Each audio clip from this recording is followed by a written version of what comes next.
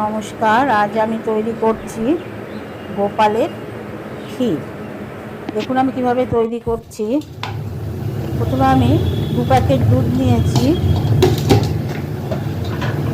আর নিয়েছি গুঁড়ো দুধ 100 গ্রামের মতন, একটু গরম জল, আখের গুড়, আখের না যা পাটালি গুড়, সরি, আর নিয়েছি এলাচ, সাদা নিয়েছি পাটালি গুড়। এবার দুধটাকে আমি ঢেলে দেবো।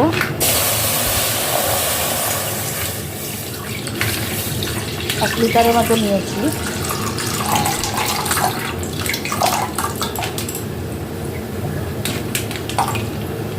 ঢেলে দিচ্ছি। আর একটা প্যাকেট আছে, একটু ছিঁড়ে নিলাম। এটা যেহেতু আমি গোপালের করছি তাই এখানে আমি পুরো একদম নিরামিষ। এটা আমার গোপালেরই সব বাসন। এবার দুধটাকে ভালো করে জাল দিয়ে দিতে হবে। একটু ছিঁড়ে দিয়ে দিলাম ঢেলে। দুধটাকে ভালো করে জাল দিয়ে দিচ্ছি।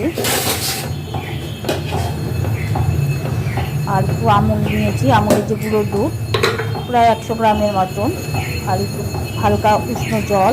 এটাকে আমি গুলে নিচ্ছি ভালো করে।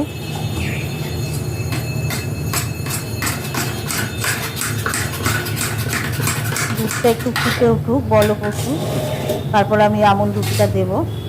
আর একটু আমি গোবিন্দভোগের 2 চামচ চাল নিয়েছি পুরো, এর মধ্যে রাখিনি, পাশেই রেখেছি।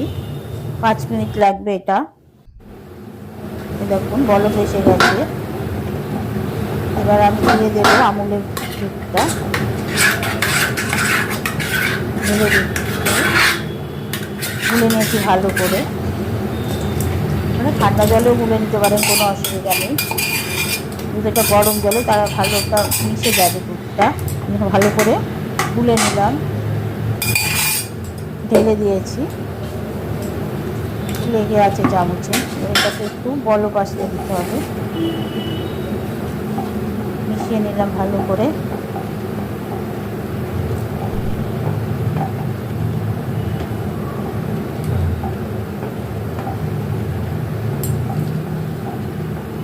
সমানে নেড়ে যেতে হবে, যেহেতু এটা আমার স্টিলের কড়া।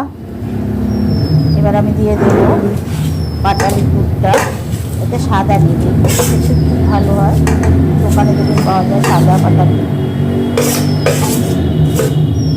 ভালো করে নেড়ে নেবেন, তলায় যেন লেগে না যায়। সমানে নেড়ে যাবেন, সামনে থেকে সরে গেলে হবে না, পুরো তলায় ঘুরে গেলে ক্ষীর আর বানানো আর হবে না। মাঝে মধ্যে আঁচটা একটু কমিয়ে বাড়িয়ে দেবেন। এবার আমি চালের গুঁড়োটা দিয়ে দিচ্ছি, ছোটো চামচে 2 চামচ। একটু ছড়িয়ে দেবেন, নাহলে গুলে দিয়ে দিতে পারেন। এক জায়গায় দেবেন না, তাহলে ওটা গলা পেটিয়ে যাবে। সমানে নেড়ে যাবেন, সামনে থেকে একদম দুধের সামনে থেকে একদম সরে যাবেন। এটা করতে একটুখানি সময় লাগে, প্রায় আমার 40 মিনিটের মতো লেগেছে।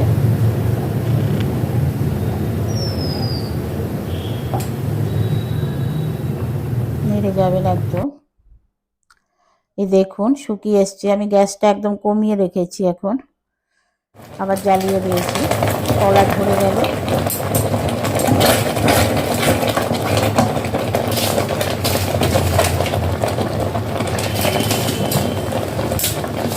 কমিয়ে দিলাম, হয়ে এসছে। এবার একটু এলাচের দানা ছড়িয়ে দিলাম। আপনারা যদি মিষ্টি না করে মিষ্টি ছাড়াও ওটা হয়, চিনি দিয়ে দেওয়ার দরকার নেই।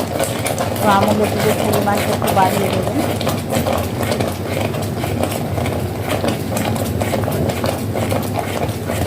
নেড়ে দিতে হবে। টেস্টি এখন একটু ছিটবে গায়ে। দেখুন দুটার মধ্যে একটা এলাচের দানা ঢুকে গেছে, তৈরি হয়ে এসছে।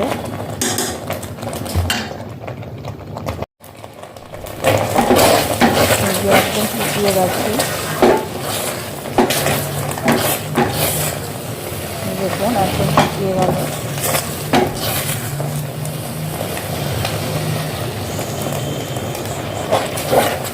গেছে।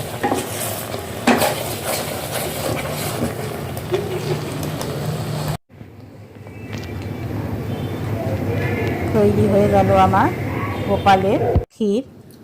এই দেখুন, ভালো লাগলে লাইক করবেন, শেয়ার করবেন, সাবস্ক্রাইব